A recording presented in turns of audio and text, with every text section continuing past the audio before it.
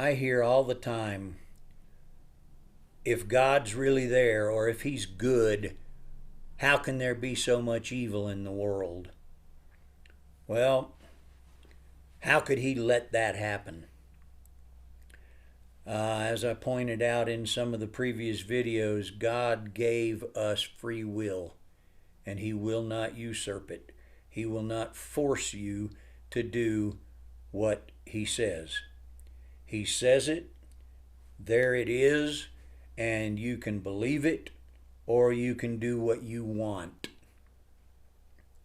And if you do what you want, very, very often you're going to pay a heavy price. You're going to pay consequences.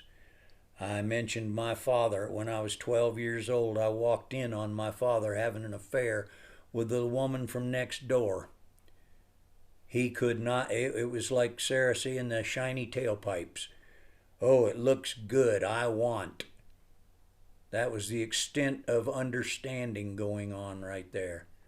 And it destroyed our entire family. And God will not usurp the authority over our own lives that He gave us. He said, you have free choice. Now, I'm going to tell you some things that I'll tell you beforehand you really don't want to do. Only Satan's over here going, look at that. It looks good. I want that. Don't you want that? Yeah, you do. Go get it. And then we have that choice, like Bob Dylan said, you're going to serve somebody. It may be the devil or it may be the Lord, but you're going to serve somebody. God says don't. Satan says go for it. You're going to do one or the other. There isn't a middle ground. When that kind of thing happens, I want what I want when I want it. God says, no, don't do it. That will blister your hands. Now, Satan's going to go, yeah, but look at it. You're going to follow one or the other. People whose lives are completely in shambles. You know, they're in rehab for the third time and can't keep anything together and have lost everything they had. That didn't just happen, and that's not God's punishment. That happened one step at a time. Don't do that. Oh, I'm going to do it. Don't do this. I'm going to do that too. Don't do it. I'm going to do it. Next thing you know, you don't even hear don't do it anymore. You're just on a hamster wheel of I want what I want when I want it. I'm going to get it. I want what I want when I want it. Next thing you know, you're in rehab for the third time and suicidal. When I was a counselor, I dealt with more people who, as they looked at their lives, saw how it was just a gradual decline. They weren't walking along here one day and just went into the toilet. They were walking along and they went this way and then they went that way and then they went this way and it was one step at a time. Well, getting back out of that is also one step at a time. One day at a time is the motto of AA and those programs, because that's the only way you're going to climb out of it. You got there one day at a time. You're not going to get out of there but one day at a time. Understanding that helps you have the patience that it takes to climb out one day at a time, one step at a time. Sometimes it's 1 minute at a time. I know when I was trying to quit smoking cigarettes, it was 1 minute at a time. Okay, I won't right now. Oh, but I won't right now. it was that small of increments of getting out of that addiction. Now, the thing is, we think of drugs and alcohol and cigarettes and gambling as known addictions, but we become addicted to all sorts of things. There are people who are literally addicted to watching television. They come in, the first thing they do after work is turn on the TV and flop in front of it and sit there until it's time to go to bed. It's an addiction.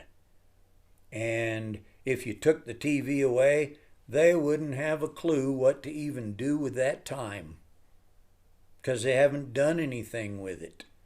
And it's just wasted time day after day after day. And is it benefiting you? Is it making your life better? Is it lifting you to new accomplishments or new ways of looking at things or personal growth or anything? No. No, I know a lot of people who've sat in front of that TV and gained 100 pounds because they sit there and they're also addicted to whatever it is they're pigging out on all evening. And their lives are just literally becoming stagnant in this chair in front of this boob tube that's just spewing out filth and munching on something. That becomes their addiction. And that would be just as hard to break as smoking or drinking or heroin, because over time it becomes your comfort zone. It becomes the only comfort zone. That's the only time you feel comfortable. Everything else is, well, I got to get this done so I can get back in front of the TV. I was addicted to movies for a long time. I loved movies. I worked with some movie stars. I wanted to be in movies. I was addicted to them. I would sit and watch 5 movies a night. I owned hundreds. When I saw what it was doing to me, and I sincerely called out to God to help me get out of that and do something with my life, I counted them. I took 1,100 movies down to the dumpster, and I didn't know what to do with myself. The next several nights, I was like, well, this doesn't feel right. This feels weird. What am I going to do? And I started playing my guitar again, and I started writing songs again, and I started becoming productive again. And I looked back over those, 2 solid years that I sat there watching movies every night of the week, 7 nights a week, 52 weeks a year. I watched some movies 5 and 6 times. Not all at once, but over that period of time. And I looked at that time and it was like I just might as well have taken my time and lit a match and there it went. Not one productive thing took place during all of those hours. 6-8 hours a night watching movies, doing nothing. And again, I've fought my way through everything I'm talking to you about. So this is not to point fingers or put anybody down or condemn anything. This is to help somebody think, what am I doing? Is it what I really want to be doing? How do I get out of it? How do I do something else? God help me. And I hope this helps somebody. God bless you.